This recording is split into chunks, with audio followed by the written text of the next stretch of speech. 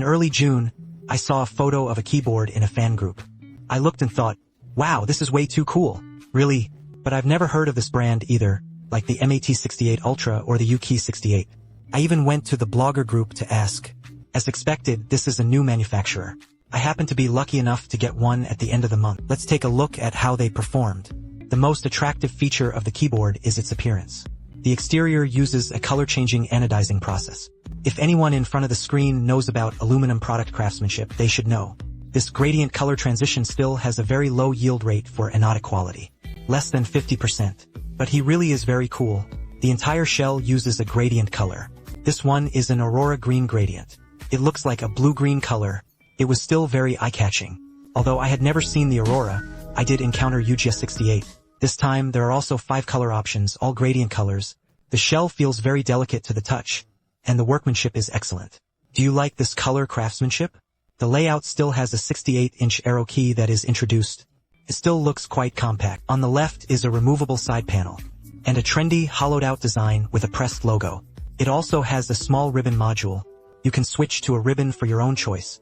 The back design is also quite unique. This was the point I noticed right away. I made 2 small shovels and placed them on top of the designer. Are you obsessed with the shovels? However, it doesn't support vertical adjustment. It's just a normal price increase. I think this can be considered a uniquely creative design for the back panel. There are also some hollowed-out decorative patterns.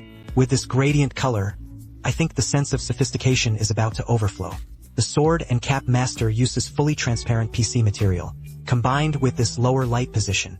The lighting effects are indeed very cool and match the keyboard well. However, there is a fatal flaw.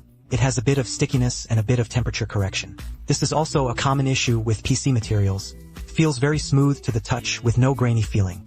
Fortunately, as early users, after you participate in the event, you can choose a set of matte keycaps yourself. Do you want a high transparency PC or a matte finish? You can choose the switch yourself. It uses an Omega Territory switch. The total formation time is 3.5 milliseconds, which feels pretty good in hand. The keyboard is a transmitter structure with 5 layers of silencer filling. Still feels a bit hard to use. The sound was not broken. The satellite axis tuning is also very good.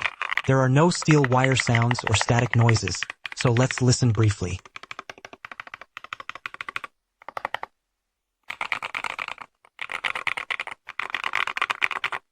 The self-developed ride-hailing driver is doing very well. Adjustment parameters and so on are all clear at a glance. A self-developed popular design was adopted. Self-developed solutions definitely need to include some test results.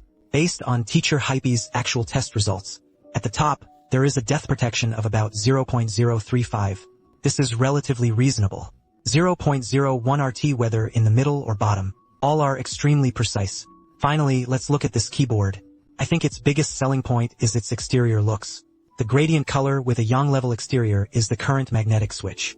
The first place in the market offers many DIY options. As the first magnetic switch produced by a new type of studio, it can achieve this quality. I think it's very passable.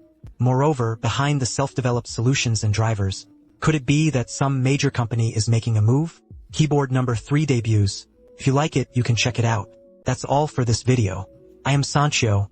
See you next time.